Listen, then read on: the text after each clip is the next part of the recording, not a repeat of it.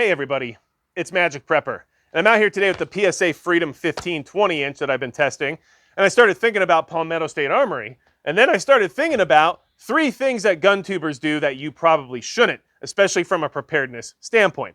Don't ask how I got from point A to point B. Now, full caveat here.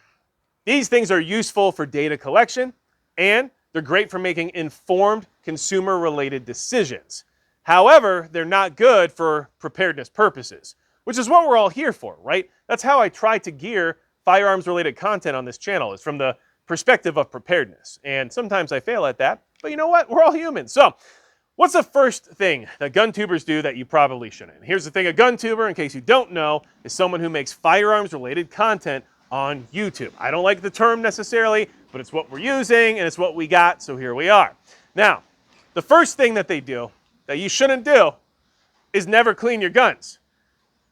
Now, for testing and evaluation purposes, it makes a lot of sense. Let's see how far this particular firearm or platform can go in between maintenance cycles. And that gives us great data as consumers to work with when it comes to making decisions about what firearms we want to buy for preparedness purposes, because we want them to last a long time, we want them to be able to deal with austere environments, and who knows what else we might desire in the sense of that information. But here's the thing. You're not doing the testing and evaluation stuff. You're someone who wants to be prepared, and you want your firearms, your weapons, to be ready to rock at any given moment, because we don't know when that emergency is going to happen, right? So if you're pushing your gun to the limit and you're never cleaning it, and you're trying to wear it as a badge of honor that your gun is dirty and unreliable, you're probably not making great decisions. Clean your guns. Like, we need to clean our guns. We should keep our weapons up and running so that they're tip-top when we need them. So make sure you lubricate accordingly. Make sure you have a maintenance schedule. Make sure you're replacing small parts when you should before they break. You don't have to push your guns to the point of breaking. You can just keep them up and running and do maintenance, right? So clean your guns. Yes, that information is valuable, and I appreciate the channels who do push things to the limit in order to find out how far they can go, but that's not what you should be doing. You should have your gun ready to go if something happens right now. You don't want to pull out the dirtiest, most unreliable gun because, well, I just never clean it, right? That's not something to be proud of from a preparedness standpoint. Just saying, I'm guilty of it at times as well, but here we are. So, what's number 2? Now, number 2 is something that a lot of people do, which I appreciate because it means I don't necessarily have to, but it is something that you might think is a good idea based on watching content on YouTube. And that's trying to break your optics and other accessories. Now, there are some great channels who do a good job of sharing this type of information. And I want to just tell you them so that way you can go to them to figure out what will or won't break under what conditions without having to do it yourself. And that's going to be channels like Beyond Seclusion, Sage Dynamics, Focus Trip, and there's many others out there who test some of these products to their limit. But you don't need to do that because, in all honesty, you're supposed to be relying on this equipment to work. And so if you're trying to break it, I'm going to tell you a secret right now that other people might not tell you. It's an industry inside secret. If you try to break something, it will eventually break, especially if you're pushing it past what it was designed to be able to do. For example, if an optic is only rated to be submerged in water at a certain depth for a certain amount of time, and then it leaks when you push it past that point, you shouldn't necessarily be surprised, but a lot of people might be. Or if you smash an optic on AR-500 steel from 6 feet up multiple times, don't be surprised when the glass breaks. Now, is it good to know what optics can handle that additional abuse and which ones can't? Of course, which is why I just recommended those channels for you, because they do a good job of showing that and demonstrating it.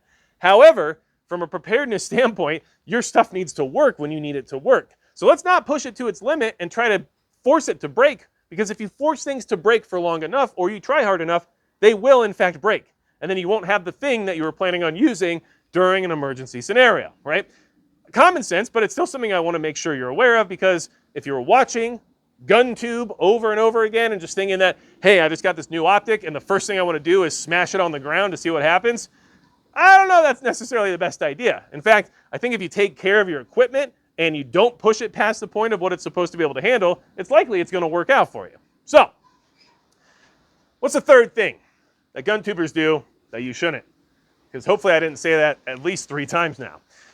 And I'm guilty of this. And look, I don't know if I count as a GunTuber. I'm still like in a weird space there where it's like, yeah, that guy does gun stuff, and yeah, he talks about guns, but he's also a fringe weirdo prepper guy, and we don't really know if we want to hang out with their kind, right? And I get that because, I mean, I'm a freaking weirdo. But regardless, this is something that I do that I know is detrimental to my preparedness, which is why I can share this with you, but it's definitely something I know affects tons of other content creators out there. Shooting different guns is the third thing that you shouldn't do. Now, when I say that, I don't mean from like an entertainment or a fun standpoint. Shoot a bunch of guns, figure out what works for you, figure out what you like, and enjoy it because shooting is fun. I shoot for fun sometimes, not just for preparing for the end of the world, right? So yes, I think it's okay to do that, but when it comes to actually training and trying to be proficient, shooting one gun is far superior to shooting like 20 different guns in the same amount of time. If I shot one gun for a month versus 10 guns for a month, I'm going to be so much better with that one gun than I will those 10 guns no matter what. That's just how it works. And the same applies to handguns, rifles, shotguns, whatever it's going to be. Learning that manual of arms, getting comfortable, and getting really good with the entire setup, whether or not that's the placement of the accessories, where the optics, or how they integrate with the system works, and everything else. Like, you are much better off just training with one rifle and one pistol or one shotgun or whatever it is it's going to be. And I suffer from this because I try to bring different ideas and concepts to the table, especially regarding firearms usage through the perspective of preparedness.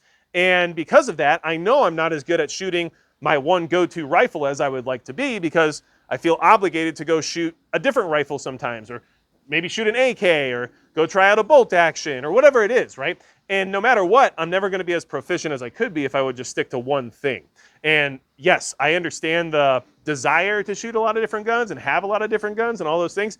And I think that's fine, but I think we can all agree we'd be better off if we didn't do that and we just shot one gun all the time. One handgun and one rifle. That guy is going to be 100% more efficient with his firearms and weapons than I'm going to be because of what I do.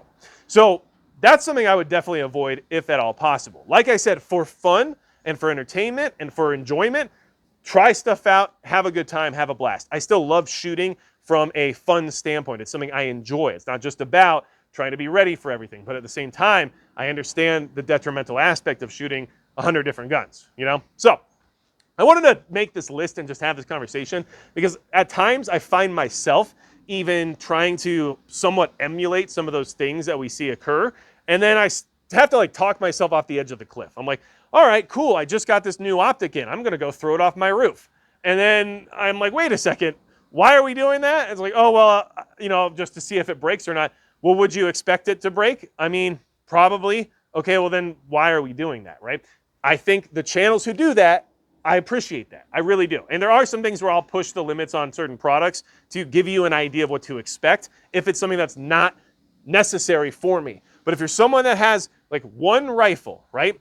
Because people are on a budget, and I understand that. And if you do have one rifle and you have enough money for another one, you should just get like a clone of that other rifle. Like they should be the same exact thing, same setup and everything, just so you have redundancy, because that's more important than having a whole different thing that you're not good at, right? But regardless, if you have one rifle, you don't want to do all these things to it. You don't want to not clean it, right? Make sure it's clean and well maintained. Make sure it's ready to go at any point in time. You don't want to break the optics or accessories that are on it. You don't want to use your one red dot sight as a testing platform to see how far you can push it till it breaks, because now you don't have a red dot sight, now your rifle needs an optic, right? And then don't shoot 10 other guns when you only have one rifle, but you're out renting guns every day at the range instead of shooting the one rifle you have. You should probably shoot that one so you're the best you can possibly be with it. All those things make sense, but I wanted to compile them into this one list. And of course, if you found this information useful or beneficial, make sure you hit the subscribe button down below because it helps the channel grow. Of course, liking, sharing, and all those other things that I'm supposed to tell you about are beneficial as well. And if you want to support the channel, make sure you visit magicprepper.com, where I have a lot of interesting ways for you to support the channel while also getting things that you might be interested in, especially if you're, I don't know, watching a video like this one. So anything else you need from me at all, you know what to do. And besides that, that's going to be it for Magic Prepper.